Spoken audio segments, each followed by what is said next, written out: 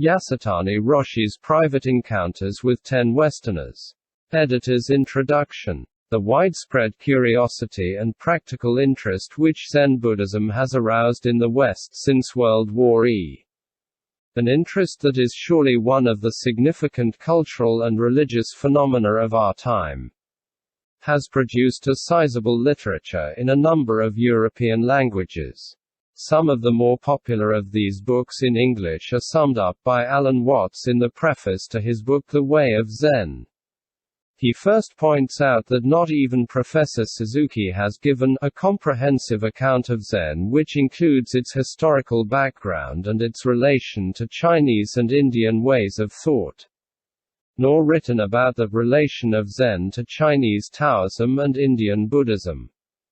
That R.H. Blythe's Zen in English literature and Oriental classics lacks background information, and makes no attempt to give an orderly presentation of the subject Zen. And that Christmas Humphreys in his Zen Buddhism does not really begin to put Zen in its cultural context. Whereupon he concludes that the confusion existing among Westerners with respect to Zen is due to this lack of a fundamental, orderly, and comprehensive account of the subject. Quote, "This conclusion is highly misleading. Stimulating as the theoretical approach to Zen may be for the academic-minded and the intellectually curious. For the earnest seeker aspiring to enlightenment it is worse than futile, it is downright hazardous. Those who have seriously attempted the practice of Zen after reading such books know not only how poorly such reading prepared them for Zazen, but how in fact others hindered them by clogging their minds with splinters of koans and irrelevant fragments of philosophy, psychology, theology, and poetry which churn about in the brain, making it immeasurably difficult to quiet the mind and attain a state of samadhi. Not without good reason have the Chinese and Japanese Zen masters warned of the futility of the artificial, cerebral approach to the illuminating experience of genuine satori. What does lead to self-realization is not a knowledge of Chinese, Indian, or other ways of thought, but proper methods of practice based on the authentic teachings of the masters. The heart of Zen discipline is Zazen. Remove the heart and a mere corpse remains. Despite this, neither the books enumerated by Mr. Watts nor his own books on Zen contain more than a smattering of information, and some not even that, on this vital subject. This espousal of the philosophical, theoretical approach to Zen is all too apparent from the index to a recent anthology of Professor Suzuki's writings.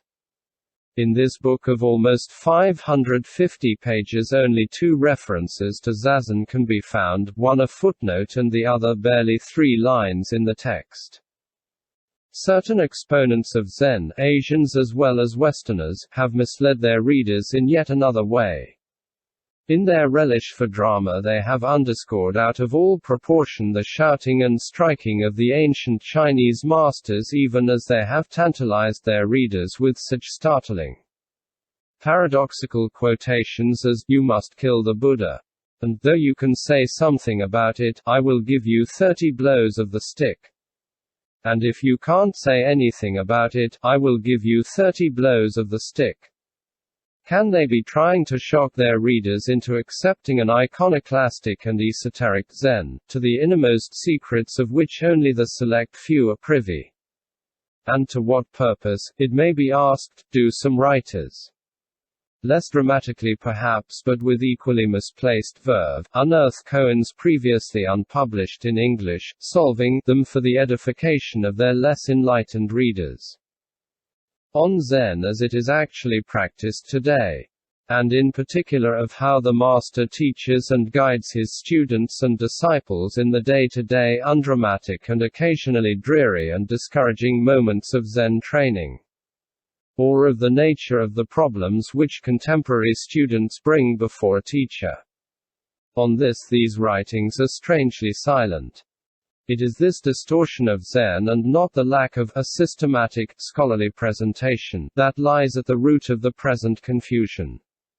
For no insignificant number of Westerners, misdirected by this academic spearhead toward a hypothetical Zen which is the product of theory and speculation and not personal experience, have been repelled by the enigmatic and seemingly nonsensical formulations of the koans and by the apparently cruel or senseless behavior of the ancient Zen masters, with the result that they have rejected Zen as a weird and alien discipline uncongenial to the Western mind.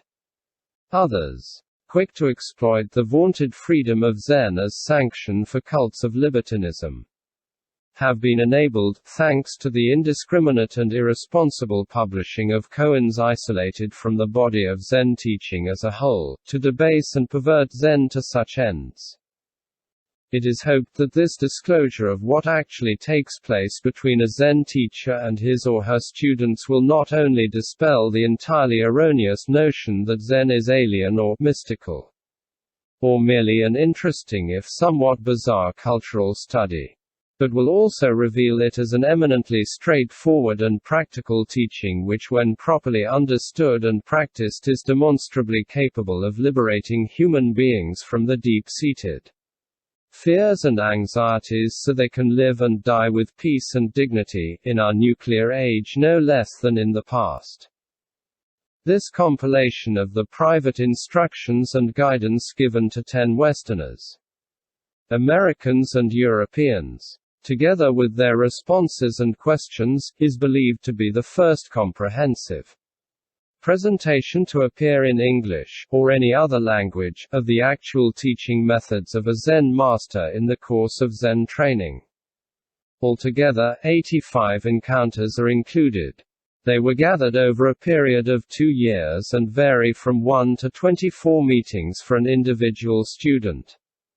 The dialogue which appears is a transcription of one complete encounter with the roshi from the time the student entered the room until he or she departed.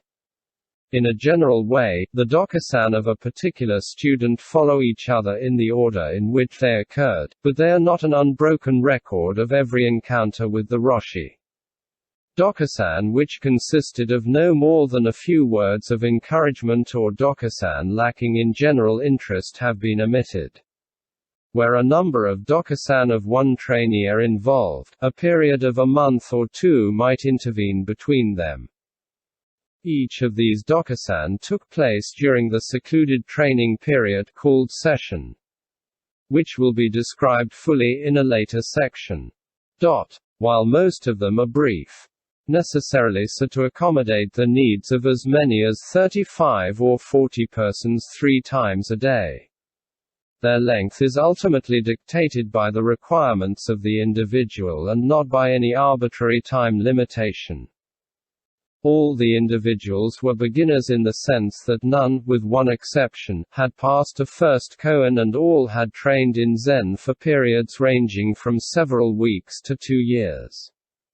It is possible in individual cases to discern a developing pattern of understanding, but an understanding that has not yet matured into enlightenment.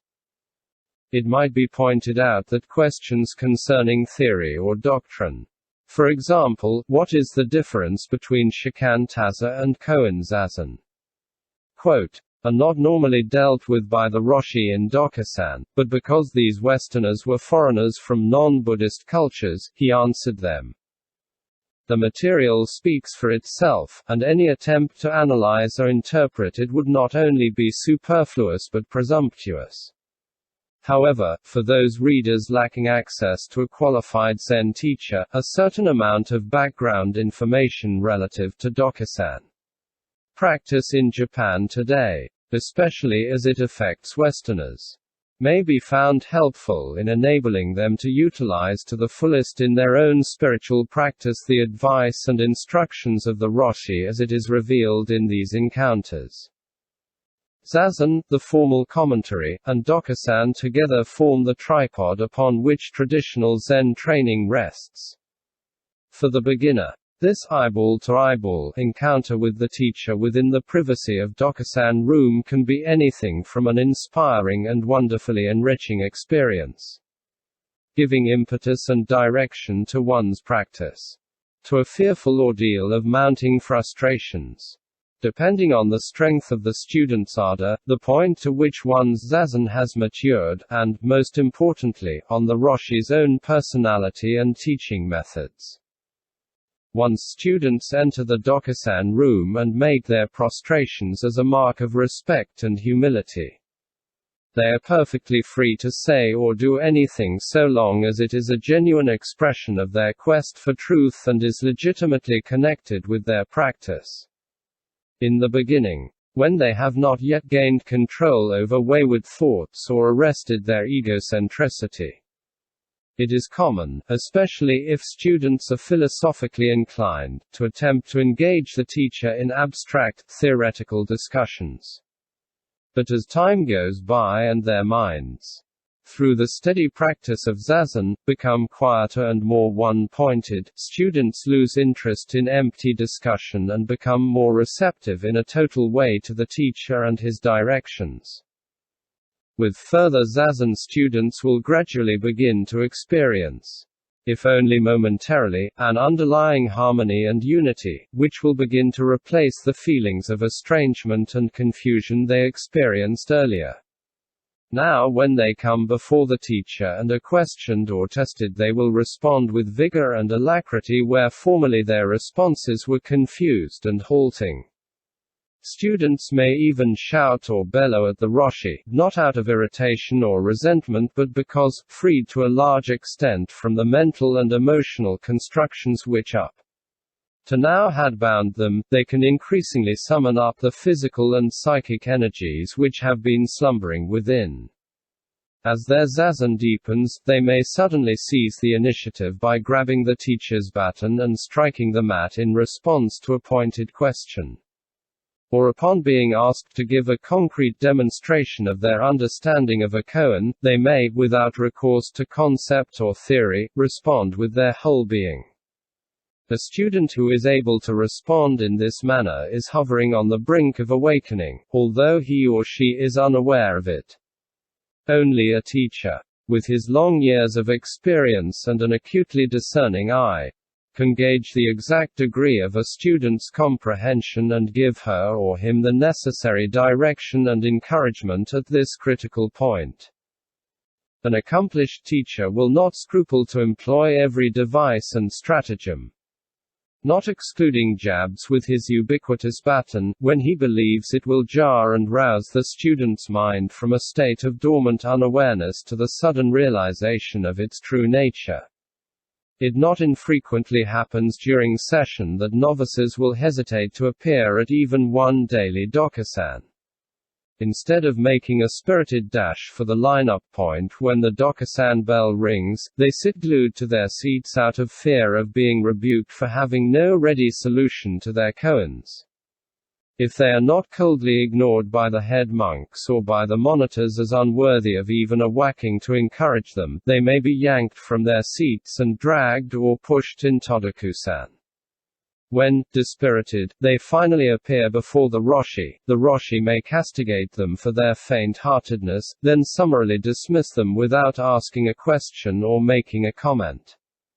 Or the teacher may crack the student with his baton while the student is in the act of making his or her prostrations, and then order him or her out with a ring of the handbell, leaving the student, pained and bewildered, to reflect on the reasons for this peremptory dismissal.